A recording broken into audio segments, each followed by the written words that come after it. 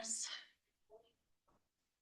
That's all right. Okay, so we can get started. All right, so Laura and Brent are here. Scott is here for his last and Tom and myself. So, all right, public comment. If you wish to address the board under public comment, please prepare for the time limit of 3 minutes per speaker. Sending it to 3.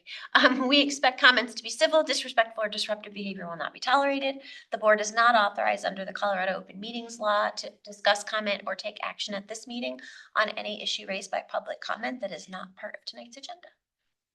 James, do you want to talk? Sure. Awesome.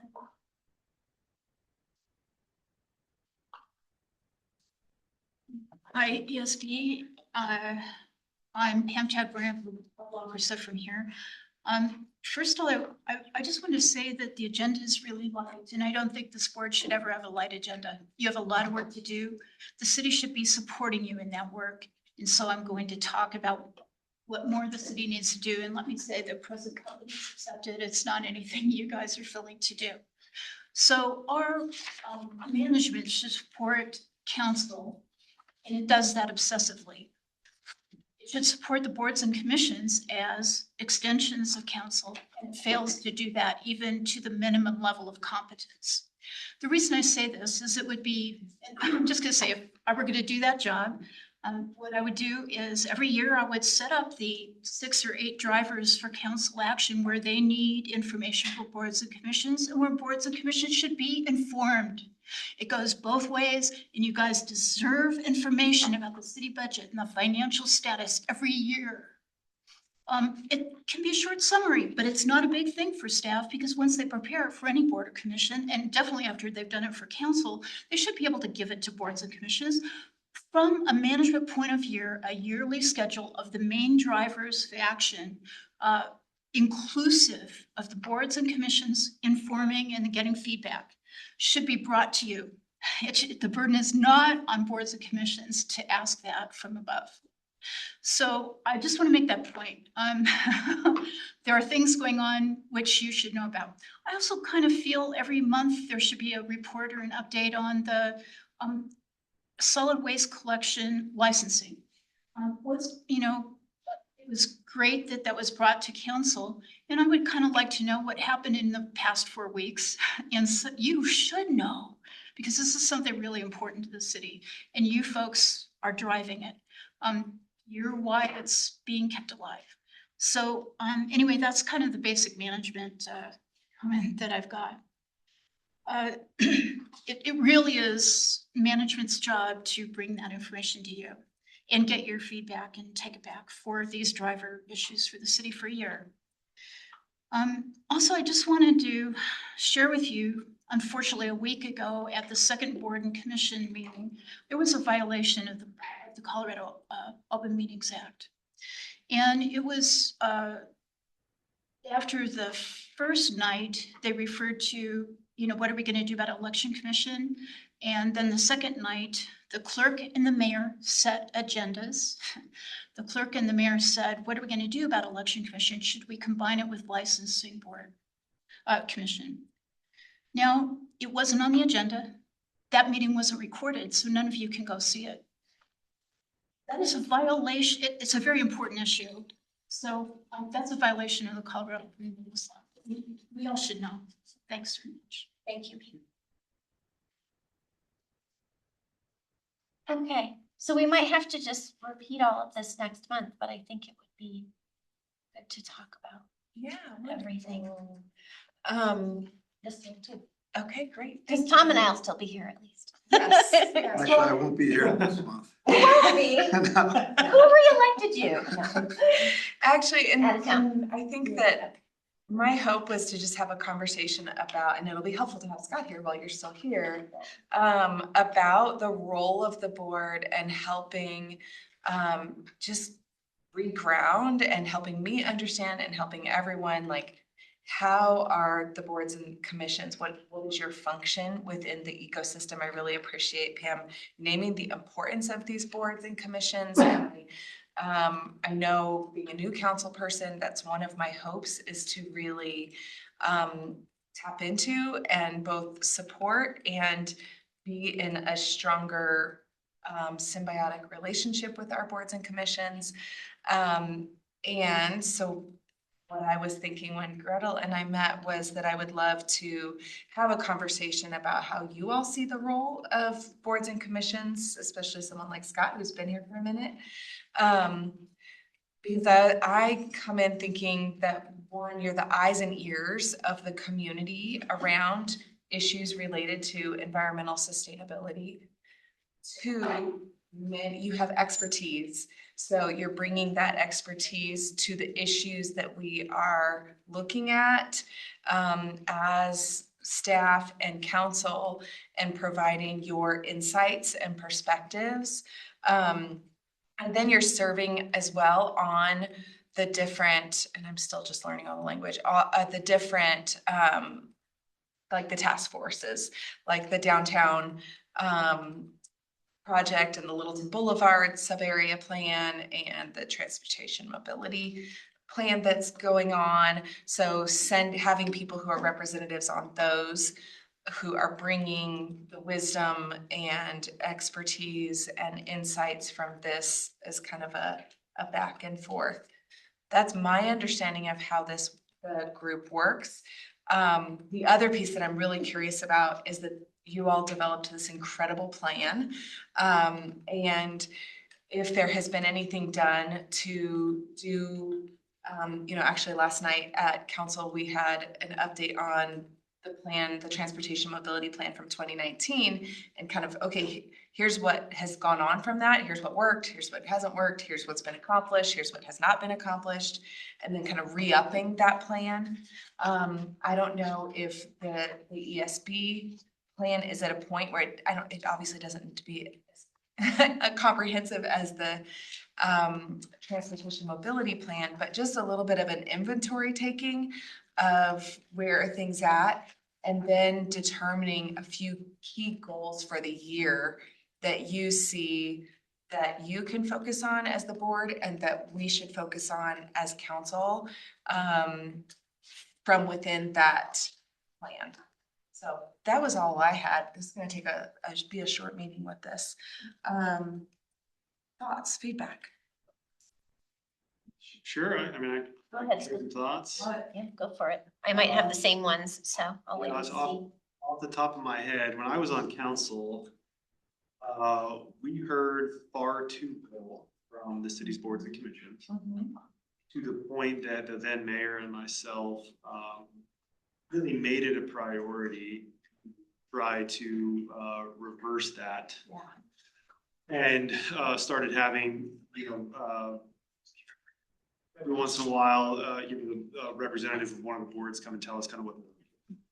Yeah, I mean, effectively, we were wasting the board members' time. We weren't hearing from them. And, I suppose I would say, even when we did hear from them, there hadn't been enough kind of dialogue up to that point, enough kind of relationship building, enough credibility building up to that point. And I will speak for myself as a council member, but this is probably true for other council members as well. I appreciated the input, but I never really found it to be all that weighty. And that was even the case with planning commission. I would say, I don't care, and so part of what needs to happen, I think, is boards need to earn some credibility with council, and council needs to give them the opportunity to do that. And that means FaceTime with council. It means, us as boards and commissions, I guess we don't say commissions anymore. Having workflow that the city is aware of, that is consistent and well managed and so forth. Right. And I think for this board, a lot of what that means is just insisting on sticking to our environmental stewardship action plan, and not being taken off task, and insisting on getting in front of council as often as council will have us. And when we do, having work product that council trusts. And that is just so vetted with the community and with staff, that council really feels confident saying, hey, look, we heard from the Environmental Stewardship Board on this, and that's enough for me. Like, let's go forward with their recommendations. That takes a lot of work. It takes a lot of consistency. I think that's what we need to do.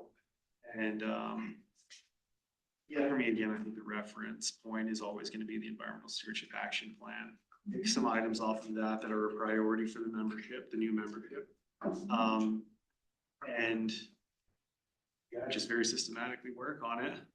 Until the project is completed, meaning it's been adopted as the formal policy of the city through the council, and it's just now part of what the city's doing. Pick up the next thing and go, and the next thing and go. I do think we've been kind of distractible lately as a board.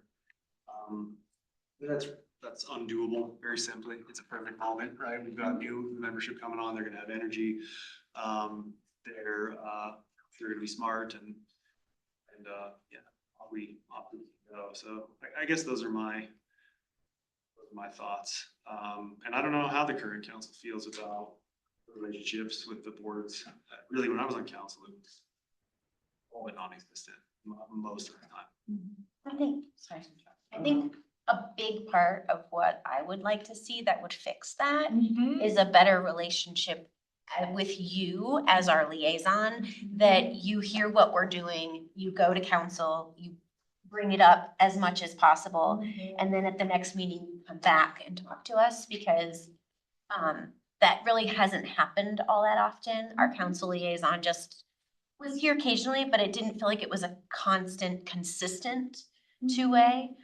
So there were a lot of things that we were doing that nobody knew about, and there was nobody on council to witness it and to say, oh yeah, you guys do know what you're talking about, and then represent us well at the next meeting. So I would just like to see more consistency Yeah. in our relationship with you as our rep when you get back there I appreciate that. or there, wherever It they're. really is iterative. Like, I'm not sure any of us could really speak to like what happened with our recommendations about the negotiations with South Suburban. It's been thrown into the ether. Well, And we're still trying to find a person to run it, right? And that kind of, Mike Gent's actually running that. And but I mean, South Suburban, they lost their head and that took a while, right? They have a new head. Okay, so yeah, what's going on with that? Everyone's happy with that. I mean, it seems like that this person is doing a good job so far, what I'm hearing. And I've given all your recommendations to the grounds team, and they have read it all, and they were gonna come say, but we decided they shouldn't, just based on the fact that it might be repetitive. And so they just said they didn't have any questions or concerns, but they would bring them to me, and they agree with all of the recommendations. So we have some sustainability minded experts in that space that are gonna be in that room. And to be fair, Mary, our forester, helped craft those the first time and she's back, so. Yeah, so it's. It's something I've sort of harped on and on about is it's one thing for this board to kind of on its own pick a priority from the Environmental Stewardship Action Plan or anywhere else. I think it's more effective for us to pick priorities, to pick projects in consultation with city council. It doesn't have to be completely top down, but I think it would be a huge help if everybody on board and on council is on the same page about, hey, we want to be working on X, Y, and Z. Because after all, we're advisory to council, and we want to have our time be used productively and have our work product become city policy. And I think that's one of the best ways to do that. Get something out of the action plan. Hey, council, here's half a dozen things we want to run with. What do you want us to prioritize? And similar conversations with the staff. It ultimately is going to be staff's responsibility to implement policy. And if we do all this great work in the board and council, but then staff's like, hey, look, I think we just can't fit it in for all these reasons, then it's kind of dead on arrival. So I think all the stakeholders need to be aware of the priorities that we're selecting and how we're approaching making policy recommendations to the city, so that by the time it gets to council, it's hopefully just kind of plug and play in the the time it gets to staff, they know what's coming and they can and want to run with it. That's a lot of moving pieces for a volunteer board that's meeting once a month. So yeah, I like Gretel's comment about, yeah, thank you for being here and staff for being here. Yeah, so those are my thoughts. Yeah. I think that also ties in with our conversation with the Greenwood Village and Centennial folks, like kind of getting a feel for what city council feeling, could we go ahead with the contracted waste or single haul or whatever we want to call it, like. Yeah. Instead of, I understand Laura's point about licensing, but if we feel like we can go further, I would like for us to go further as city, can we talk to council and find out, are they willing to go further? Yes. So, I think that the council is not we're ready to roll on that. okay, Our staff is wise and helping us think about community engagement aspect and the steps with contractor licensing to get a handle on who is actually working in the city in this place. So Laura, I know that Laura's working on it, so she can give us an update on that one. But I think that is aligned with, yeah, absolutely. We need to be talking about what's the priority, what do you all see as the priority? And it's not just one of these entities that's getting to drive that. We are all working together to negotiate those priorities in relation to all of the other things that are happening in the city. Especially with something like environmental stewardship, because it is woven into everything that we're doing at some level. And so yes, let's drive some specific projects, but we also need to be thinking about how the Littleton Boulevard Suburbia plan, how is that intersecting with our environmental goals? Is the transportation plan? yeah.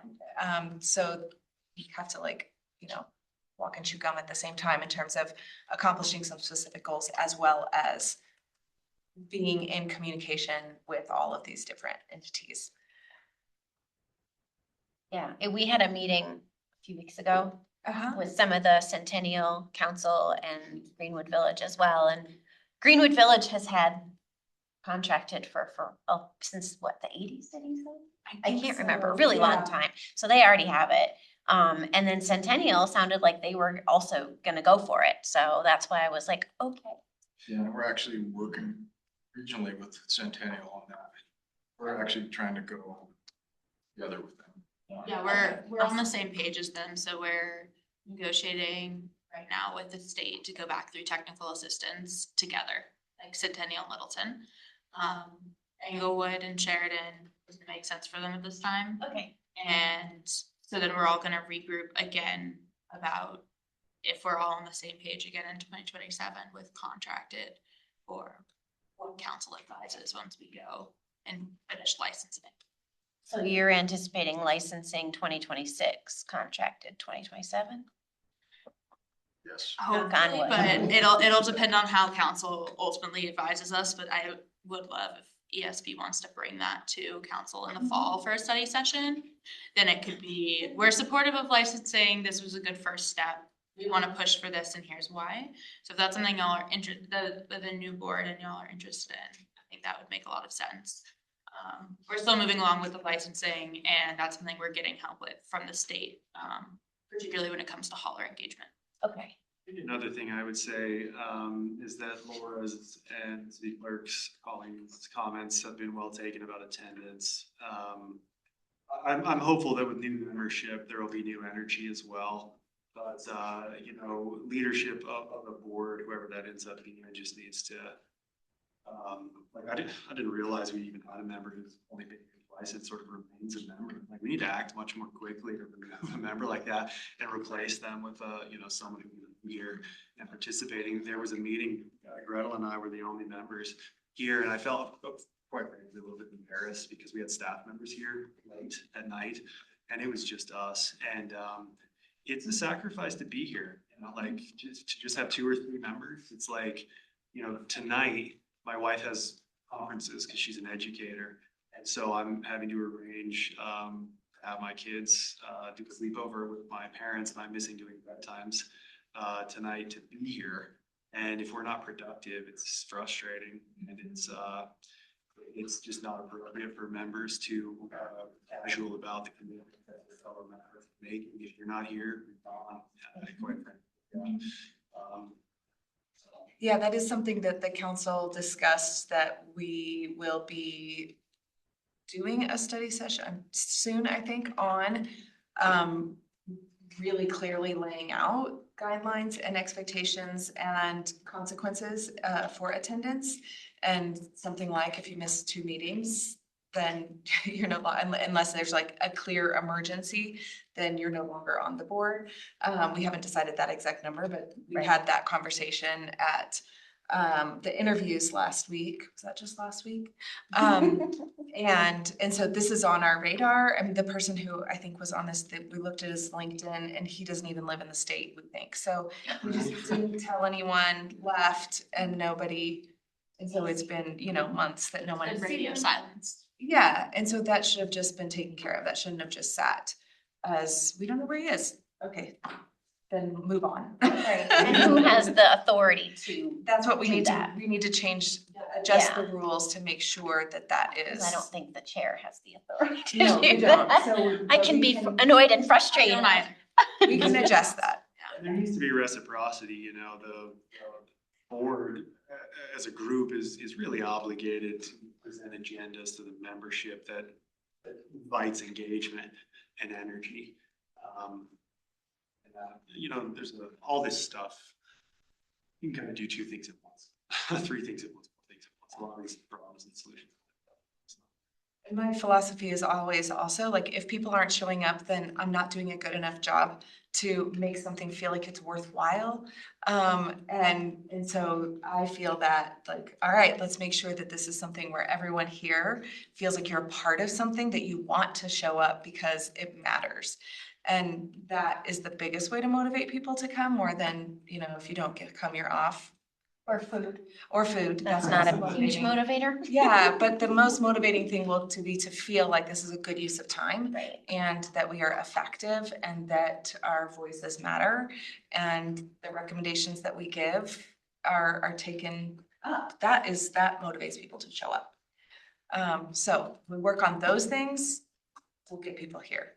And if they're not, they're off. I like- There's my decree perspective. Yeah, I think we do need to be more aggressive. Colleen's doing her annual presentation next month, the new members, and I'm having her add in a slide about attendance so that there's some understanding from the start, and then if things change from council, providing an update as those rules change, either from you or from Colleen or both. Just because I think transparency is helpful. Everyone should know what the rules are, Yes. or else it's very difficult. Exactly, always, yeah. And there are excused absences for sure. But yeah, it's hard if you don't hear from someone. Yeah. Yeah, if you don't hear from someone for 8 months, then I'm like, is this person okay? Right, Like genuinely. yeah, And I guess maybe they don't live here. yeah. What else comms is there? Yeah, comms are coming. They should be here. So that goes back to the whole, what we were just talking about, the licensing and the contracted and everything, and how we can help. Yes. Communication. Yes. Tom, did you have any thoughts? I know you have been on the board not as long. It's not a big thought, really. But the thing is that, I used to be on more boards, and I don't know what other boards did. And I'd look at meeting minutes to figure out what the boards were doing. We don't have any meeting minutes. It has to be on a video. See, like if we had a meeting that's, the council could look at what we're doing and what our thoughts were. Because watching a video is way too time consuming. Yeah, it's a good question. We should be able to generate those with AI actually pretty darn easily. Just a transcript? Video, yeah, it's very easy. Descript can upload it and get meeting minutes. That's a great thing that we could talk We might about. not be able to call them minutes. I learned there's some. You can just say it's a transcript, right? Notes or Okay, something. I learned there's some type of legal definition of the word minutes. Great. Okay. Apparently city clerks know that's part of their training. So yeah, we notes. But I mean, I often take notes throughout the meeting as well, so that could be an option, or yeah, we could also use AI. I can see if there's a less energy intensive model perhaps if we go that route. Yeah, I mean, gosh, there's so many things that there's just an AI add-on. I mean, everything meeting that I go to has an AI otter that can generate a summary of the meeting and send it out afterwards. I can ask about that and find out. That would be a pretty simple. cheap. People's comfort level. If not, I mean, I could also take some, and it wouldn't be as extensive though as something like AI. Yeah, So so easy. It organizes them and everything. yeah, we could get those posted. Claude, I learned to. There you go. Yeah. Yeah. We get those posted alongside the recordings. Yeah. And I'm feeling a little guilty because I'm taking. Tom. next month off. But That's okay. You've is done there any way everything. we could be, Reliable. is there any way we could call into the meeting, or is that just like totally? No, it's not allowed. No. Yeah. And I'm not exactly sure why that is, but there's a reason. I can find out. I think Do you something know we Yeah, talked that's about. right. why you can't call in to a meeting if you're on a board or commission? I think it was the value of having everyone present. Wasn't that the discussion we had a while back? Yeah, I mean, when I was on. Because we don't want it to be, COVID, so. you know, Yeah. but we had also talked about like, couldn't there be like, you get, one every 2 years? You get one time when you're, you know what I mean? Like, there could be a limit. Yeah. So not a none, but if it's, I can call in, I just am not in the city. And maybe when, I like coming in person, yeah, but when I'm in a 100%. different state, Right. it's hard. Well, then I know that there are certain like IT things with other countries, and I know we do have a board member that's often in other countries, and so they would not be allowed. right. But if Yeah, you're like, in the continental You're in the US, continental US. Well, actually, I think Alaska, Hawaii. Alaska and Hawaii would be fine too. But yeah, if you're in the US, it's fine. I Right. will note that IT has the right to seize any type of computer accessing city property outside of the country. Okay. For what it's worth, We learned that the hard way. obviously, I'm not gonna be part of the next iteration of the board, but, I do management for a living. And, I think that a lot is lost in remote. Yeah. I think it's also a slippery slope. Everyone says, I don't need to be there in person, like on a phone or on a screen. I think you lose a lot of symbiosis. and a lot So of- do you feel like if we limited it, you get like one virtual visit every couple of years or, I'm such an older millennial. I'm so analog about everything. I would just not do it. I'm older than you and I'm feeling. In my workplace, people are like, oh, what are the remote work options? And I'm like, there are no remote work options. Because otherwise we lose so much. Right. As a team. Okay. I was distracted because we went to high school together. That's wild. I'm pretty sure. Yeah, oh, too, right? Yeah. How about Jessica, yeah, your face looked familiar. nice to see you again. About to introduce herself. That's fine. What state you went to high school? Heritage. Heritage. High school. Heritage, Huh? Well, thank you all for this We were used- conversation, and my goal coming in is how to help make this group be most effective and how to best work together, and that's my goal. So it's an iterative process, and I'm in, so just keep doing it. Yeah, I think just be here, talk to us, talk to them, Yep, we'll talk drink. to us again. Yes, And then talk to them again. Yep. Just keep going. on it. I love it. Thank you. Just Are you guys ready or do you need another minute? I think we got it. I'm just gonna manage 2 computers, so. Technology sometimes. Well, thanks everybody for having me tonight. My name is Jessica Bixman. I am the Communications, Marketing and Events Director for the department. And so Laura had reached out and said that you all had some interest in hearing kind of what our department was up to. So I appreciate the opportunity. And good timing because next week actually will be my 1-year anniversary at the city. And so some of this might be a repeat of things that you may or may not have heard already. But I thought that I would start by just kind of giving a little high level overview of the department as it is, and then also where I would like to see us go in the future. So here we go.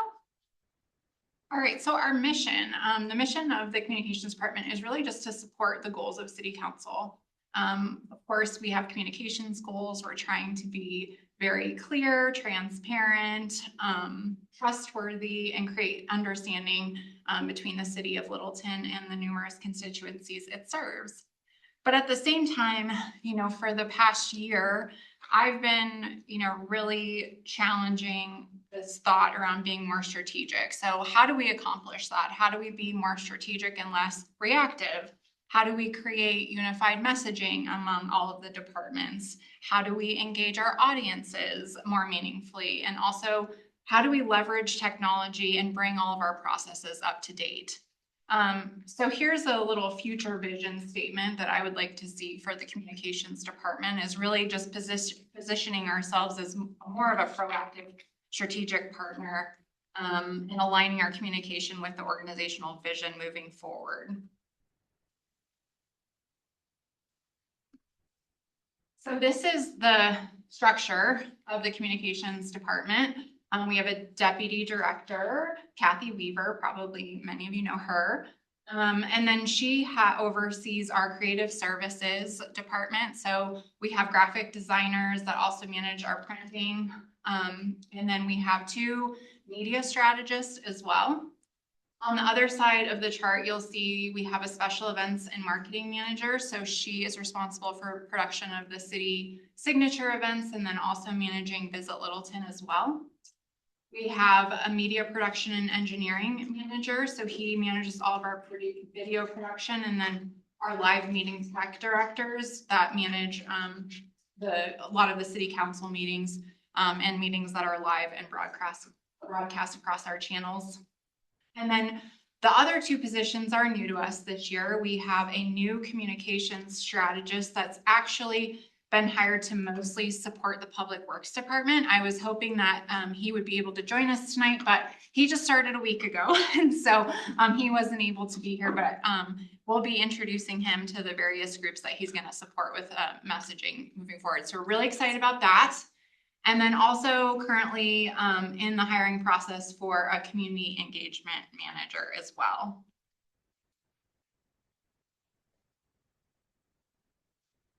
So when I was about 6 months in, I presented at City Council just kind of an update on communications and what I had learned up to that point at about 6 months. And so this slide comes directly out of the presentation that I shared with them. So some strengths, the teamwork in the communications department is amazing. Everybody has such a collaborative spirit, willing to help each other with basically anything at any point in time. They're also extremely adaptable. They have a lot of things coming at them at once, and they're always ready and willing to jump in, to pivot, to change strategy. They've been super open to trying things differently and trying new things, and so really appreciative of that.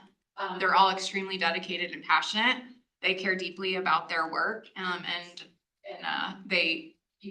that's reflected, I think, in the amount of work that they put in each and every day.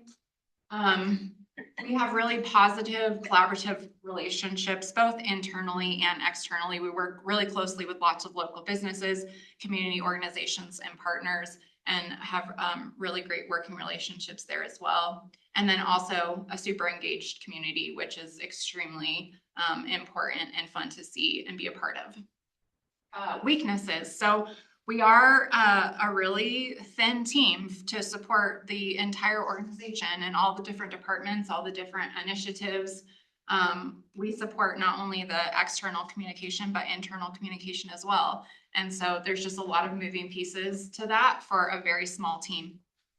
A quantity of initiatives, not just for us, but just the community in general, you know, community overload and fatigue from a large number of complex initiatives happening all at one time can really present significant challenges from a communications perspective. And historically, I'm not sure that we've done the best job of prioritizing or sequencing our initiatives, so that it is in an absorbable amount. It's hard for people to pay attention when we're throwing things out at them all the time. And then internal communication, historically departments have been operating in silos, and internal communication has been really irregular. And so in order to be more cohesive, that's really going to take some time and intention from all of us on the leadership team to really try to improve there. Lack of policy and process is another thing that I noticed. That's contributed to inefficiency and reduced productivity. A lot of times we have outdated or even non-existent policies. That's making it extremely difficult for staff to be equitable in their decision-making process. And also it makes it hard to empower staff to make decisions when they're not sure what to use to make those decisions or what to go off of. And then brand consistency. The city had decentralized a lot of its communications tasks out of necessity, but which I do understand that, but at the same time, we have to be able to control our communications channels, because really the integrity of the brand relies upon proper use by all of our city departments and its employees. So opportunities, we have the ability to retool to be able to support and prioritize our core services. Engagement, we have a lot of high priority projects coming up that are going to require significant engagement, and so we have an opportunity to collaborate with the community in a more strategic and meaningful way than we've done in the past. Marketing and advertising. So I'll touch on this a little bit later in the presentation, but really, the city has focused on communicating in the past. So informing, and with the exception of Visit Aurora, hasn't done a ton of marketing and advertising. So that is something that I think has to go hand in hand. You said Aurora. Oh, I'm sorry. It's so, yeah, I'm so used to. So Visit Littleton. There is also a Visit Denver, Visit Aurora, Visit. So with the exception of Visit Littleton, marketing and advertising has not been a focus. And so I've been really trying to just call out the difference between when we want to be marketing and advertising, when we want to strictly be doing communicating, and also that, that third leg of when we should be engaging. And then new technology, I think that speaks for itself. And then there's some opportunities for the website. So one thing that was new to me and also a unique challenge is that the website does not live in the communications department. It lives in IT. And so that presents a lot of communications challenges for us. So some opportunity there. Is that not normal? Traditionally, it lives within the communications department, or there is staff assigned within the communications department to the website in some way. Okay. So I believe it has to do with, I would have to ask IT specifically, but I believe it had to do with more of the security side of things when they upgraded the website, that it ended up in the IT department before my time. So this is, again, another slide that pulls directly from the presentation that I gave to council back in September. That just kind of shows how I see the future of the communications department looking. So building comprehensive communications plan is more than just sharing information. We have to go through thoughtful strategy development, which starts with aligning our messages to our priorities and city goals. Our success definitely depends on the collaboration and technology, partnering across all departments, leveraging our digital tools and streamlining our processes. A strong plan embraces exploration and innovation. seeking out fresh ideas, creative approaches, and new platforms to keep our communications relevant. And lastly, we need to be listening as much as we inform. So creating meaningful two-way conversations to build trust through our community engagement.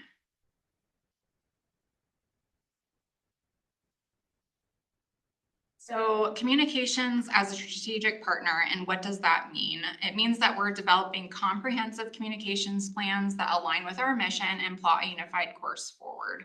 So rather than focusing on individual projects in isolation, the city is telling one clear story. We're explaining how Littleton shares information, listens to residents, and connects people to the decisions that shape their daily lives. It supports the city's Horizon 2027 strategic plan by making progress visible, understandable, and grounded in community priorities.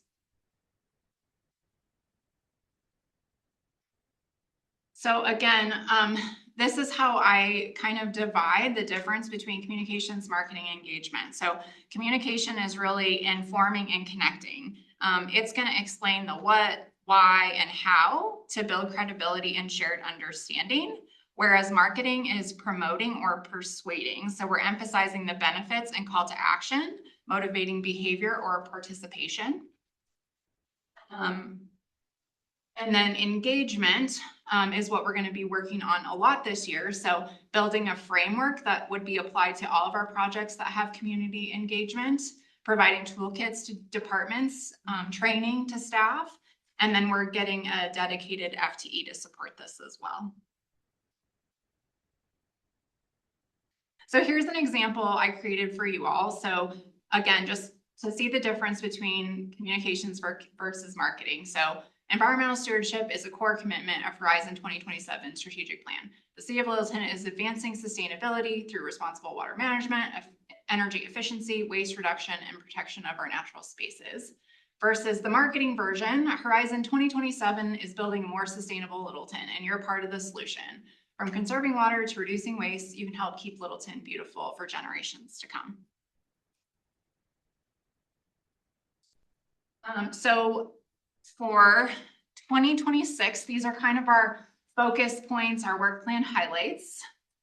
Thanks to the support of our city council, we're investing in new tools like Littleton Links and Let's Talk Littleton, which we just launched at the end of February.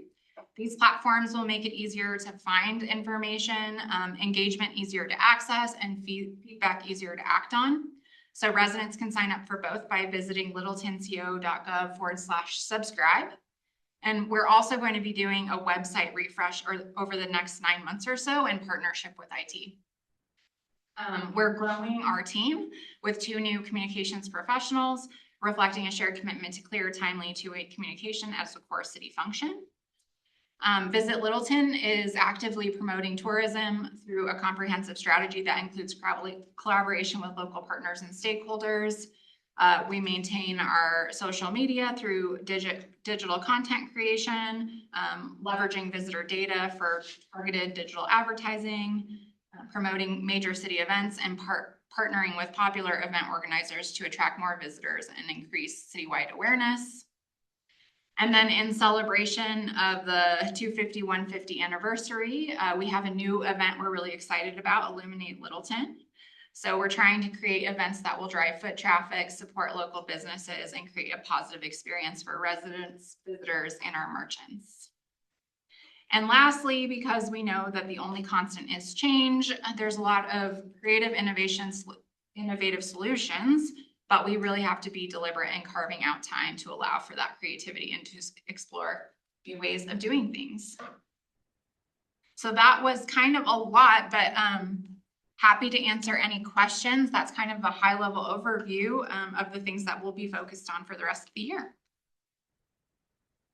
Well, so I think one of the big reasons we asked you to come here was to help us sort of brainstorm how to help educate the public on why going to contracted hauler that provides recycling, everybody has the same company kind of a thing, and also hopefully at some point incorporating composting, why that is an important and vital thing. Like, how can we tell people about that? Because one of the things that we're worried about is that if community members don't understand why that's a good thing, that it could possibly save them money, that it's definitely gonna, reduce wear and tear on the streets, it's gonna reduce air pollution, all these different things, that there's gonna be a lot of people who are gonna be just defensive of, it's my trash hauler, I wanna be able to pick it. But not seeing the bigger picture, that there's 14 plus companies and this is what they're doing to our town. And you can be part of the solution if you can see, if you can see it. So that's one of our things that we were thinking is how can we help the community understand why it is that we want this and why it's good for our city. So. Before you respond to that, I wonder if there's a process question within that, like how do you see boards and commissions working with the communications department? And I appreciated seeing one, like helping us understand the difference between engagement, marketing, and communication is super helpful as a group and a board. And also looking at that consistency and toolkits.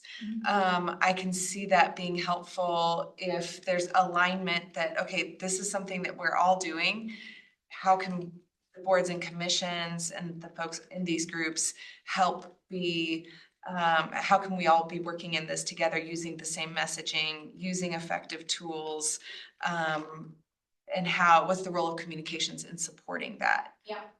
And just for another bit of context specific to this board, we put as one of our priorities in the environmental stewardship action plan that we wanted to work with communications to not only educate, but share, that is get the word out. So we've always wondered what are the best communications tools and strategies to try to do that as a board. Yeah. Or marketing. Right. Yeah. It's both for sure. So there's a lot there, right? So I think, one of the most important things, you'll hear me use the word storytelling a lot. Like I talk about the importance of storytelling and how I want our messages to be relatable to the community. And so I think that applies a lot to what you're getting at is people might just not have an understanding. But when we use a lot of technical terms or acronyms, when we talk about things, a lot of times when we're getting information from departments, it's from the subject matter experts who aren't thinking of it in terms of how a resident is receiving that information. And so I do think that there is a storytelling element to this, to educating the community. I think that, working together to identify the goals when we get to that point, and I talked about this engagement framework, which we're going to have a new community engagement manager soon. And so my hope is that position will help create consistency within our community engagement strategy moving forward so that we'll be able to define goals for each large initiative, each large project to say there's a spectrum of participation for engagement. And so we want to make sure that we're at the appropriate level of engagement based on the outcomes that you all are trying to achieve. And so that's complicated because there's different strategies dependent on what level of engagement you're trying to achieve. So if we're just trying to inform the community, that is completely different than the far end of the spectrum when we're actually empowering the community to make the decision. And so I think that just having clearly defined goals of like, what is the level of influence that the community is going to be able to have in this decision? And then from there, working with us to figure out how to communicate that and what strategies we're going to use to get the feedback we need to be able to make these decisions. We have a lot of tools, and I understand that a lot of this is going to be, a long process of, steps along the way. And so I think just, a lot of early communication with my team as much as possible. When we have information that we want the community to know about, I pay attention a lot to the items that go to council so that I know what's coming and so that I can communicate those out. So I rely a lot on the other departments and the other department directors to help me know when the right, timing is to start, creating some community awareness around some of these larger initiatives. So, and then when it comes to, you know, when we're actually out ready in the community, you know, I think that you all have access to the community in a way that's very unique and personal, right? So you're able to have those conversations with your neighbors, you're able to have, you know, with those conversations with friends and family. And I think that you all can provide a level of understanding, like are people resonating with the messages that we're putting out, or what are the questions that we're hearing over and over again? What is the misinformation maybe that's out there? And then as much as we can, you know, hear that, or what is the sentiment around this topic that we're hearing in the community? So I think that there's a great way there for us to share information back and forth too, to kind of just check in and see what the progress is of some of the conversations as we prepare to have them and move forward some of the initiatives. So your thought is that the new hire, who is coming on board soon, I guess, is going to be the best person for us to work with? I think It'll be that over. I think that it'll be a collaborative effort between definitely me, that person, and then we also have the communication strategist that is going to be specifically assigned to public works. Okay. So it's very much a team effort. And you know, if there are materials that need to be created, if there's flyers that need to be created, posters, anything like that, that would also involve the graphic design team. So I do think that it is going to be most of the communications department at some point involved, because, you know, we have a separate person to do social media, separate person that does print report. So we're kind of all hands on deck. But as far as helping narrow down what the engagement strategy is going to be, that would be between me and then the community engagement special or manager, and then a collaborative effort with the department whose project it is, or the project manager. So. And I mean, I haven't even mentioned this. I found out that we got an allocation of funding for us to get additional support for all of the education outreach related to waste diversion that the state is doing. So they have a whole toolkit of resources, and they're like, you can bring it to your own comms department. They can rebrand it to make it look like however you want, but that messaging, they have it in English and Spanish, and they did all of these different focus groups to figure out the ways that the wording resonated. So it's really interesting. Some of the Spanish they chose isn't the exact translation. It's like they changed it, and they're gonna have like, you're gonna start seeing these giant signs in different areas of Colorado around recycling, and they're trying to make recycling free for all Coloradans over the next 5 to 10 years. And so over the next, it's like a long-term project they have going, but then they've allocated amounts where we can go out and get someone to provide even additional support. To again, it still always will come back because we want it to be in our voice and like the city's voice and our own branding and all of that. But I could also see that as something that would be exciting and hopeful. Yeah, so we work a lot with consultants that get hired for some of these major projects. And so the consultants do a level of engagement, but moving forward, the communications department will be a part of that to make sure that the strategy and the engagement that they've outlined is the appropriate level that we're requesting, that we want. And then everything goes back to the communications department for approval. So we're able to, you know, make sure that it is up to our standards and that we're following our voice and that it's branded and all of those things. So that's what that full-time position will give us, is more consistency there.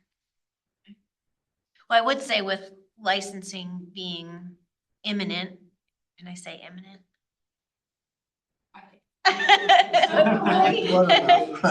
It's definitely coming But I think- to council for I consideration. think the sooner the better that we get started on figuring out what can we say to people to encourage them to see the value in what we're asking for.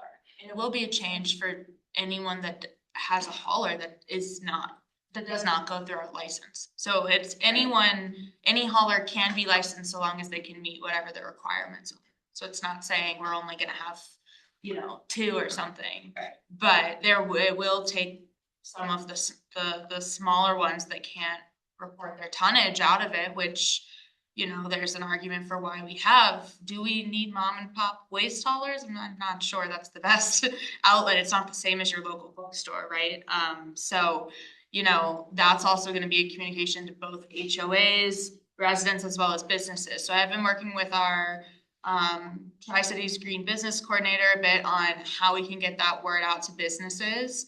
And then there's already some communications I'm doing with the climate risk and vulnerability assessment. So part of my plan was to see, are there ways I can have like little half-page flyers or information about this as well for those people that are interested in the climate risk and vulnerability assessment, and if we do specific engagement with local businesses or assisted living facilities, maybe that would be a natural fit.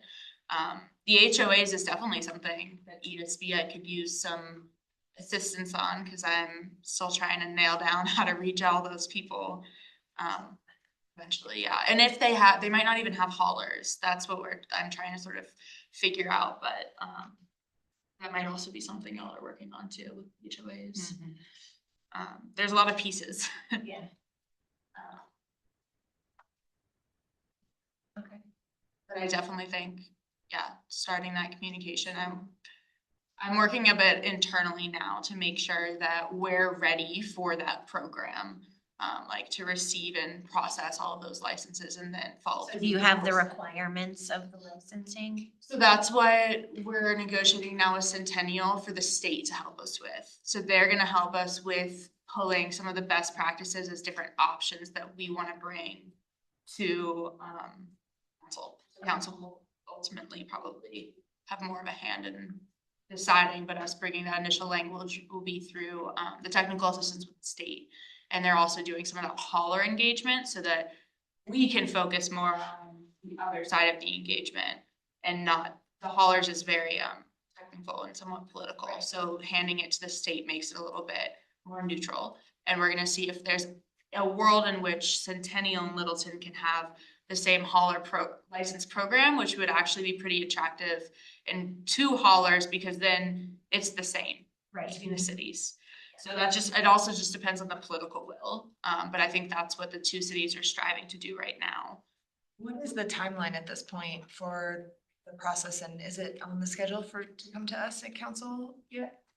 I'm providing like a very high level update of everything I'm doing next month, and I think we might have it on the schedule for, is it July or August? It's either the end of July or Beginning of August, yeah. For us to then be able to bring that to council, because we're gonna work with the state, right now we're negotiating that contract with them so they can help with the language for the licensing. But that's gonna be less on besides they're working with the haulers, the communications will probably still be more so from myself working with Jessica and the rest of her team, a little bit more internal with maybe some help from outside consultants too. Will you have enough of an update to put this back on the agenda for next month's meeting? Just an update on it? Yeah, just so that. On all things waste, or? Well, specifically on the licensing and that kind of thing, just so we can keep it. Yeah, I can see, I'll see how fast, yeah, I'm waiting on the state to finalize some of the contracts. So we've submitted our edits in there. Okay, Okay, and we should be bringing that to you before we go to council. okay. Yeah, I can bring that entire presentation of all of my updates, and maybe that will let the new board members know exactly what it is that I'm working on. And then maybe I'll also send out the environmental stewardship action plan, and there might be figuring out some overlap or what the additional things that ESB might be interested in are, but and then we can also get input from Councilmember Henderson on how that aligns with council too.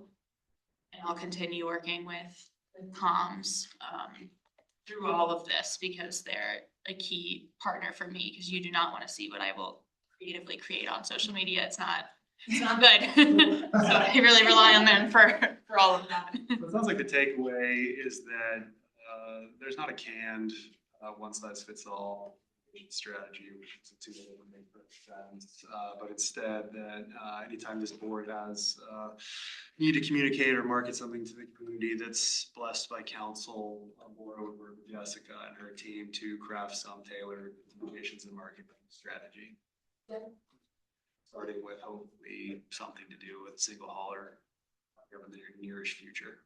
I think so, and utilizing some of those funds we're gonna also get from the state. So that I can see and working with comms when we're looking at that to see the best way that can help alleviate some of the limited resources and capacity they have and still work within our brand and our voice, so. That's something I found out about a few weeks ago, so haven't had time to update Jessica specifically, but yeah. And I assume council will be okay with us moving forward with some. The sentiment has been highly supportive of moving toward single haul contract service among council. We just talked about at the retreat, it came up and it has repeatedly come up So us moving as a forward, priority. communicating to the public about here's why it's awesome. I think aligned with making sure that strategically, I think that would be my only hesitation is Yeah. getting out ahead of the, like, how the process is. And that's why I think it's really helpful to understand or how we talk about why we're doing the licensing, what the goal of it is, and how we're working together with other communities. And that ultimately the goal is to make sure that we have safer streets, less impact on the environment, like really focus on those benefits. And I've been using the story that speaking of story, my mom lives in Fort Collins and my mom is definitely a free market kind of person. But when she found out that her bill was cut in half, she was pretty fired up about having the single. Yeah, and I don't think people realize that, so that's why we Study in Fort Collins specifically that shows like that over $50 between like the same neighbors, same company. Yeah. This is really what creates that transparency and ultimately will lower prices. Like that monetary argument is very different and it's hard because it's against everything we know about capitalism, but Yeah. I suppose it's like economies of scale. That's what Yeah. And so it's different because then they can maximize routes, right? Like there's so much benefit. And so if we can do this in conjunction with Centennial, I feel like there could even be more benefit too, but we'll just see what. We're about the same size as Fort Collins with Littleton and Centennial in the market. Conversation for me really emphasizes the points that we were making earlier on in the meeting, that as a board, we really need to be consistent in our priorities and how we are working on our priorities. Assume that Jessica's department or any other city department is able to turn on a dime, right? They have existing workflow, and that's part of Jessica's point is however you put it, the like number of initiatives or something. We can't just dump another. Too many. Right, we have to give them runway, and I think that means we've got to pin down what we're doing and stick to it. Like, and if I could add to that too, I think there has been a little bit of a culture shift. Like I've been, nudging the department directors because traditionally they want to wait until they have all of the detail and all of the information to start talking about it. And then, it's like, no wonder the community is surprised or feels blindsided by seeing this thing come across the council agenda and they don't know what it means because again, it's in acronyms and there's not such clear understanding around that topic. And so I've been poking them all like, no, we need to start creating awareness around this item. If you don't have all the detail, that's okay. I'm going to tell the community it's coming. And so if it's of interest to you, please be paying attention. Here's all the places we will have the detail for you when it's available. And so Brent knows that I've been, if I see something on the agenda that I don't know anything about, I will go knocking and I will find out what the community needs to know. And that really has been my approach of like, what does the community need to know? I don't need to know the technical detail either. I need to be able to translate it into language that the community understands and I need to understand because I am not a subject matter expert in all of these areas either. And so really that is being proactive, right? It's being able to say like, if hauler licensing is a piece to this puzzle, well, then let's tie that together, right? Let's tell that bigger picture story and start planting the seed of like, these are the steps in the process. First, it's this, and this is how it impacts you in your daily life. And then from there, this is the next step and the community can follow along that way. And so keeping it top of mind. And so I hope that you'll start to see that come across in the strategy that we've taken in our materials. So both in the Littleton report, but also within our new newsletter. I hope you're subscribed to that. If I brought some easy QR codes for you all, so feel free to take some here, but really trying to make that shift so that we're not just constantly pushing out, you know, one project at a time, but really tying them all together. And how do those fit in the bigger picture? And you know, how does that align with the strategic goals and the strategic plan? And how does that move us forward as a city? You know, constantly tying it back to the things that we heard from the community that are important to them. And how do these little, but how do these individual projects and initiatives all relate back to that and move us forward? Right, and we are being strategic about how we're rolling out wage diversion, because I think the education piece is the important piece, right? I think Jessica nailed it when she said we had to plant that seed, right? Because if we just come in 2027 and we say, hey, we're gonna go pull our licensing, I think community will push back, right? And so we wanna message it. But like a little tidbit, like, did you know Yeah, that right, there's over and- 14 haulers in our city? And did you know that those trucks, you know what I mean? Like those little things, I think the sooner the better we start doing that.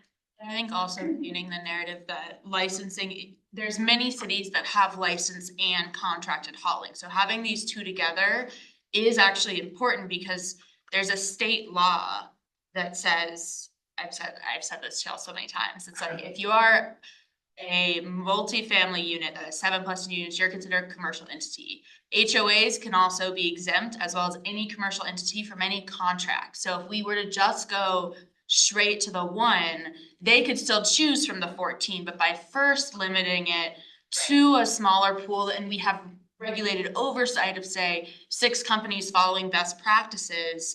And then even if you move to one, that really affects small multifamily and anyone that and single family, and then anyone else that wants to opt in if they so choose. So it's like, it is an important puzzle piece in limiting the amount of these honestly giant heavy trucks that are like ripping up roads that smell. Like, I don't wanna see a trash truck every day. They come down these small alleys, right? It goes back to some of the paving projects the city does, and also goes back to the environment and the carbon emissions of concrete, right? Like, there are so many different stories you could go with this, that it's interesting. And I think at the end of the day, I've said this we all have trash. So this will impact everyone, whether or not they're paying attention or not. So if there are, you know, other ways to reach people, right, that's something else to consider too. But I do think it's a puzzle piece. These are all little pieces that can fit together to create a bigger vision. And it is cool that we're on the same wavelength as Centennial. They're double our size, so it's helpful to have. They were super excited about it. Their staff has been excited about it too. It's been great to work with them. And then maybe it'll nudge Englewood to just come along with us if they feel left out. But we'll see. We'll see what their political will is. That's up to their council. Yeah, I don't know if they have enough changes in their council. Well, we'll keep we're keeping in conversation, communication with Englewood and Sheridan. Sheridan already has contracted haulers, so it's not really, it's more if Englewood has the political work. Yeah. Sure. Well, I have a question before you get, I'm not entirely clear what the ESB is gonna do with this outreach. Do we come up with ideas and then feed it to you, Brent and Laura, and then you do the work, or are we gonna sit down with someone from your shop and discuss our needs and how to go forth with meeting them? My hope is that we have robust communication with all the stakeholders, including staff and council. When we've all landed on a message, then we talk with Jessica, or all along the way, we talked with Jessica and her department about how to message that. Right? Yeah, I mean, I think just having, you know, as long as we're collaborating on what the goals are, so as long as Brent and I and Laura are working together to understand what the goals are moving forward, then we can help create the messaging, the story elements, the strategies, and then we can help develop the strategies based on the outcomes we're trying to achieve. So whether that be, I mean, there's a whole host of things that we could do, but it'll be dependent on a lot of things, right? It'll be dependent on budget. It'll be dependent on timing. It'll be dependent on the goals of the project. Like, what are we trying to get from the community? Those things, like you mentioned, it's not cookie cutter. It's not one size fits all. So it's really going to be dependent on what it is that we're trying to accomplish. If we're just trying to inform the community, that looks completely different. And there's a lot of things that we could do. There's a lot of creative things that we could do. There's a lot of money we could spend doing that. So I think that that's just going to have to be a future conversation, based on where we are in the process and the tools that we want to utilize to get those messages out. Like you said, Scott, we have to have more discussion before we decide what we're gonna do, right? And what kind of, so we just rephrase what you said. Yeah, I mean, for me, it comes back to just picking priorities and being consistent in those priorities. So that, not surprising anyone, because that just won't work. Just the mechanics of local government, that will not work. It takes time, it takes conversation, it takes. I still don't, I'm come from a hierarchical world, so I'm not sure how an action here goes through the organization. I think y'all usually get direction from council and work. So that's sort of a bit through Councilmember Henderson here, as well as going to study session. And then my understanding would council through that direct staff as well. And then we, the boards and commissions, understand what staff is doing and hopefully work alongside each other so that we can prop up what it is that we're directed by council. And then internally, your staff liaisons would work with comms unless there was a specific presentation need where we would push that out. So say you wanted to do a quarterly ESB newsletter and highlight different stories on waste over the next year coming from your voice, we would help figure out how to tell that story with comms, or what, that was one thing that was in your environmental stewardship action plan, that you wanted a community newsletter insert. So if that's still a desire, that could be an option and a way for y'all to communicate and have a stronger voice. And maybe that goes in print report or whatever the case may be, if there was a series you wanted to do. Sort of control chaos, and I don't know how the current city manager is doing it, but when I was on council, the city manager then did a lot of Gantt charting. In other words, workflow mapping, and it was super important that you get yourself plugged into the existing workflows. Yeah, I mean, stuff just doesn't happen on a dime. It can't happen suddenly. It happens. Yeah, I was gonna mention that. So at the retreat, we kind of went through a little bit of the workflow, and I think that we had 76 items, and I think Public Works had 44 of them. And so that is one of the reasons we got our own communications strategist, because we have so many initiatives, right? And how we communicate those all out is pretty complicated. And when we communicate them out and which ones are the most important, right? And, Jessica had talked about, kind of fatigue of communicating out to the public, right? Because we have so many large initiatives going on, like the Transportation Master Plan. That's probably an 18-month process, and that's a huge community outreach piece for that too. So all this stuff is just, we got to figure out where it all fits in. Thanks, Jessica. Wow, thank you. You're welcome. I'll leave these. Okay. Yeah, I'm on my desk. Do you want your motion? That was it. Pull it out. I'm not worried about it. Okay, great. That was it.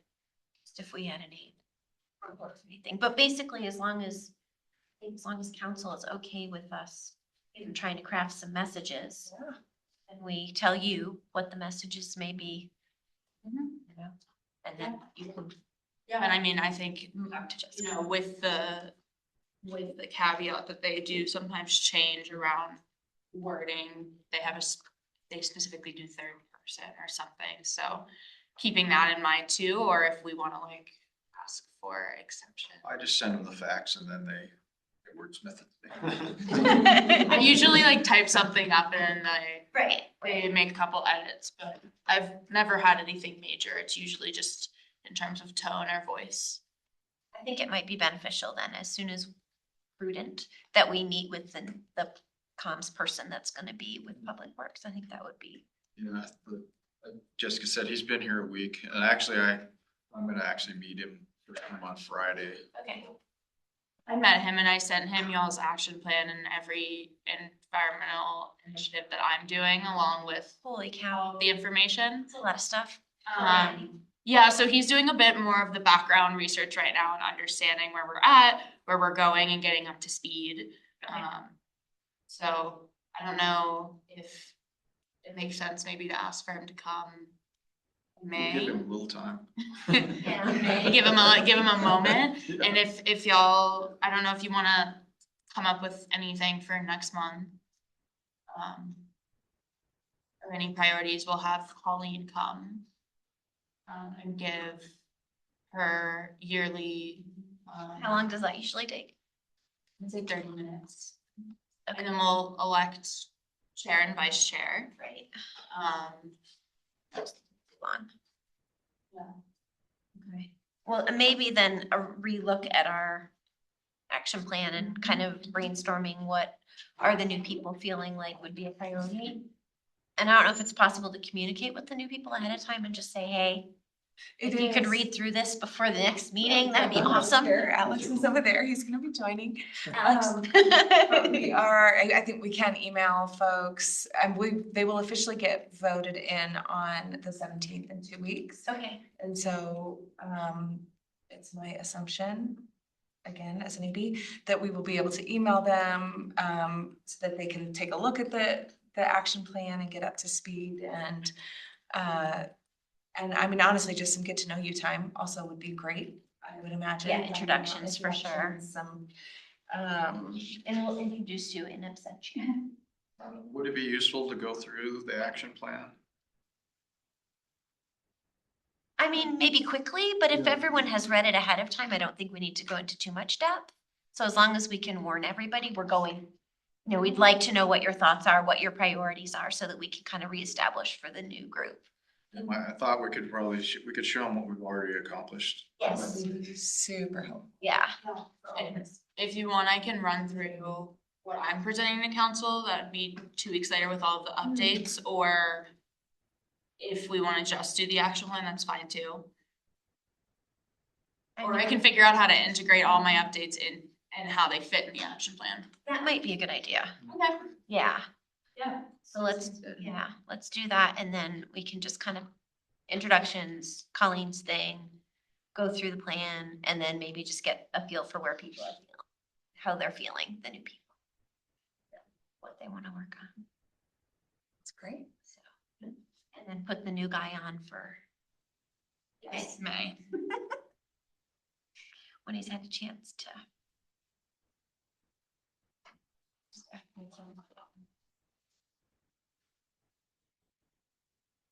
I think that was it for our agenda. I have a question because I watched the TV last night. I watched you guys. Oh.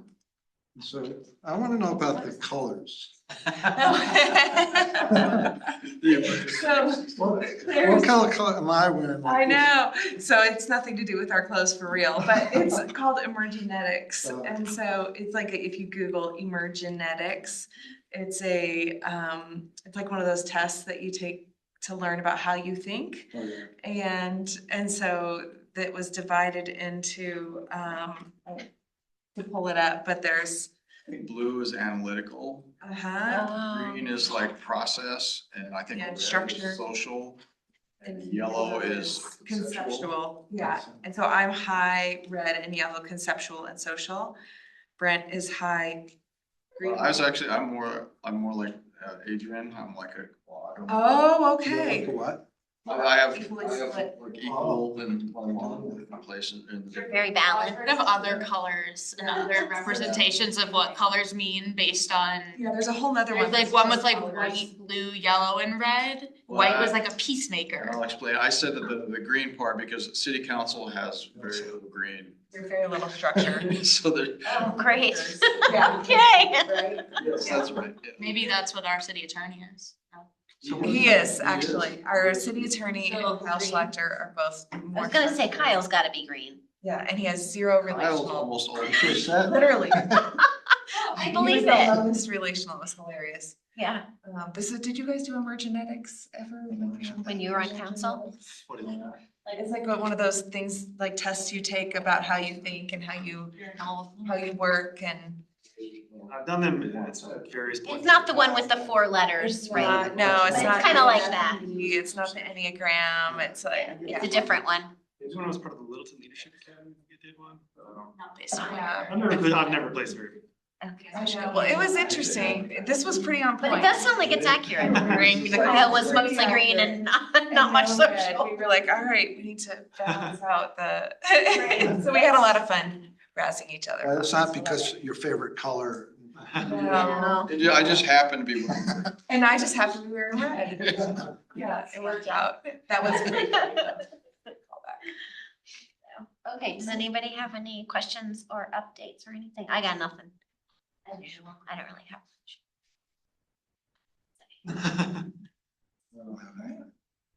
I do just want to, again, thank you so much. It's been awesome having you on here and I miss you. Thanks for forming this board.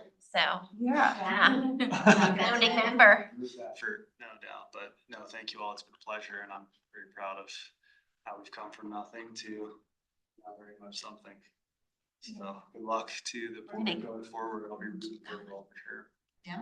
If you ever want to give public comment at anything you see on the agenda, it's always appreciated. Either here or at council when you see things, yeah. It's 100%. Are you going for Back to chairman, Okay. person? I hadn't really thought about it. Thank you, I Scott. don't mind. being on. You know how to reach us. The vice chair. Vice chair. I won't be here, so. I don't Are we know. adjourned? You're, Adjourn it. We're adjourned. Sorry, and it wasn't sure if you turned it off.